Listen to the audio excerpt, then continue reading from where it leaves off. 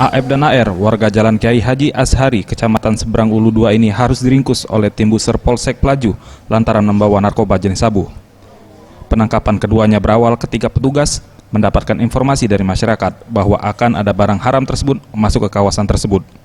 Berbekal informasi tersebut, petugas kepolisian pun langsung menyelidiki dan petugas melakukan undercover buy atau penyamaran dengan menjadi pembeli barang tersebut.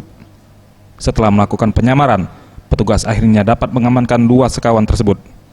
Selain mengamankan tersangka, pihaknya pun mengamankan barang bukti sabu seberat 53,26 gram senilai 50 juta rupiah dan 1 unit motor tersangka.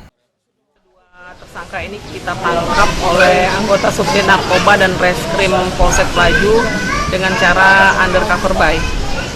Jadi untuk modusnya awalnya dari anggota memesan sebanyak 1 on, tetapi untuk barang yang datang ini setengah on dengan nilai kurang lebih 45 juta rupiah. Mereka ini bandar atau pengedar saja? Untuk sementara mereka ini pengedar. Kedua tersangka harus mendekam di sel tahanan Mapolsek Pelaju untuk mempertanggungjawabkan perbuatannya. Keduanya terjerat pasal 114 Undang-Undang Nomor 35 Tahun 2009 dengan ancaman 15 tahun penjara atau seumur hidup. Tim Liputan, Sriwijaya TV.